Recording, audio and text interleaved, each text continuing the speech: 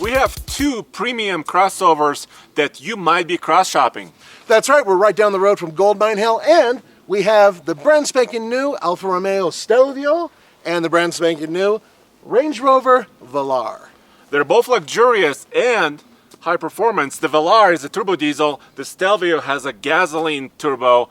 But how do they do off pavement and how quick are they? Well, we're about to show you.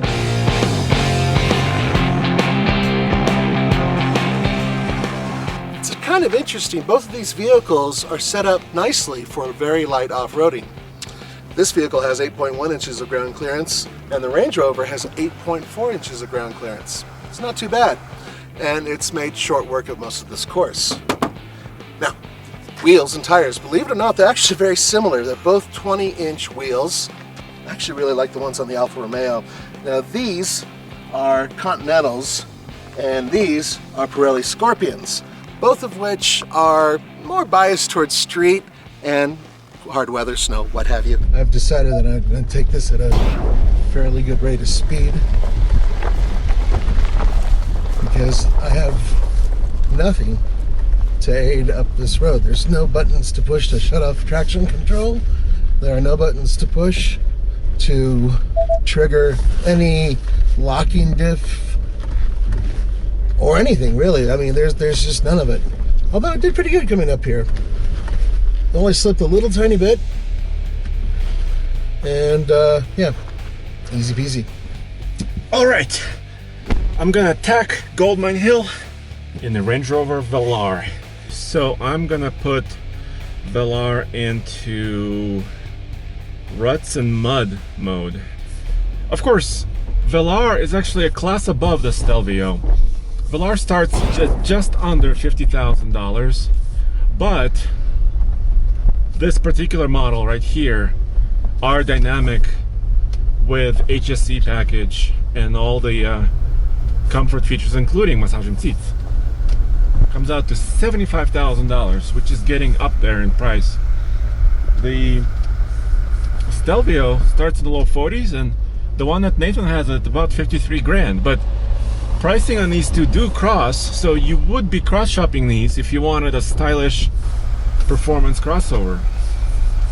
Stage 1 is fairly easy. It's very dry right now. Central lock is enabled, so it's distributing power 50% to the front, 50% to the rear. Boom. That was first stage. You can get the Range Rover Velar with 3 different engines, but this is the most efficient one. The 2-liter turbo diesel with 180 horsepower and 317 pound-feet of torque. It's made it to an 8-speed automatic transmission.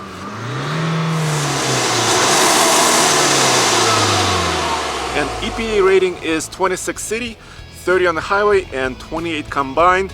And it does have a can of whoop-ass under there. Actually, I think it's part of the exhaust system. This is Italian love. Mwah! 280 horsepower, 306 pound-feet of torque, coming through a turbocharged 2-liter 4-cylinder engine, and it's hooked up to an 8-speed automatic transmission.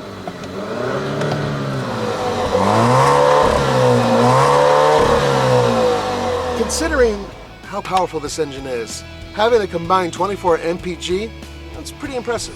I'm in dynamic mode. I put the transmission into sport mode. All right, I'll torque it a little bit. I'm gonna rev it a little bit to brake torque it.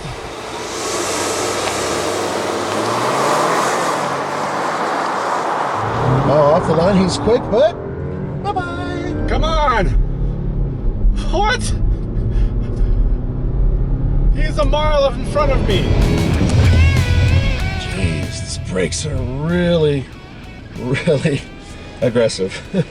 I had such a better takeoff than him. I think that was a pretty realistic conclusion. I had you at the start line. Yeah, but the first 10 feet you were doing really good. Oh, come on. Well, it's a diesel. I mean, you know, think about it. What do you have, 180 horsepower? Yeah. Yeah.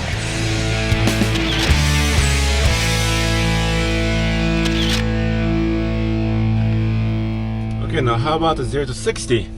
Of course, as always, we are at IMI Motorsports, our test track, and we're at 1 mile above sea level, so these times are going to be a little bit slower than at sea level. And 3,000 RPM, good takeoff. Once again, a slowdown after that. Okay, 55.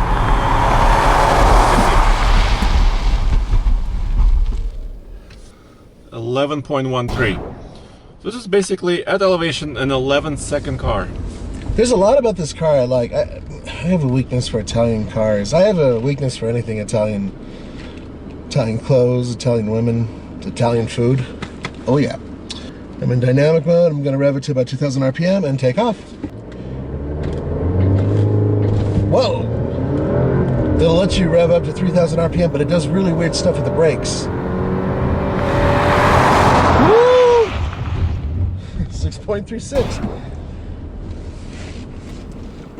We've learned that a turbo diesel crossover is not quite as fast. You think?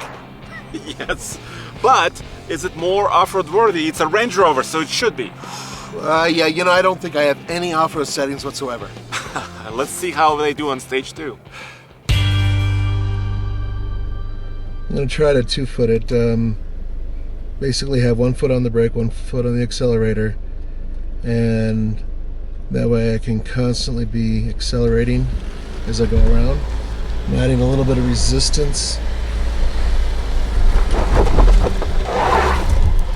Didn't like that one bit. Alright, I'm gonna roll up the window, a little bit of dust is coming. Interesting. So I got my foot all the way down, and it's figuring it out. I actually thought about it and moved power around. I could literally feel power going to that wheel, that wheel, that wheel, and that wheel, kind of shifting around until it finally got up and went. It's not what I expected, but it made it around the corner. Okay, here we go. This is where traction is really tested. I hope these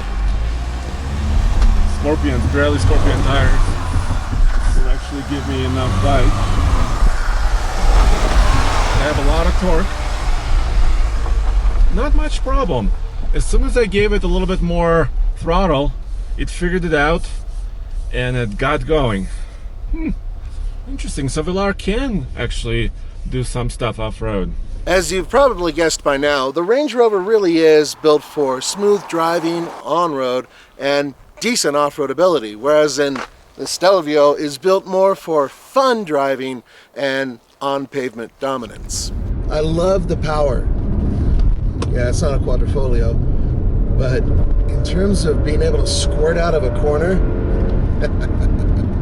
woo, this thing does all right. Not a whole lot of body lean, it's a little bit. It really is designed for exactly what I'm doing. Driving on pavement quickly. I guess it's the one thing I would want is a little bit more exhaust note, and that's because I know the Italians are really good at getting the most out of a vehicle in terms of sound, right?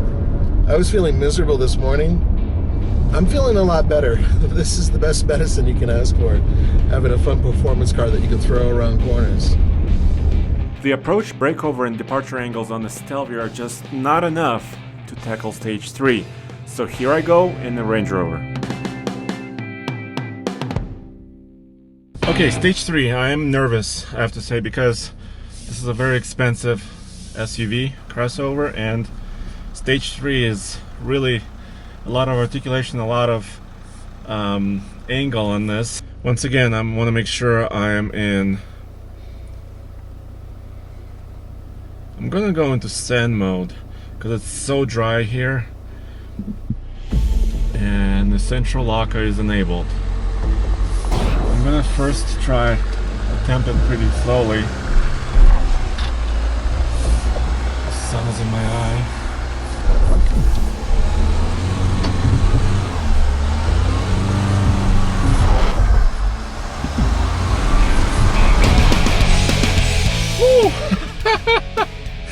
Stage 3, and I don't think I touched anything. Woo. And I was going really slowly, which is difficult for this system to accommodate, but it did it.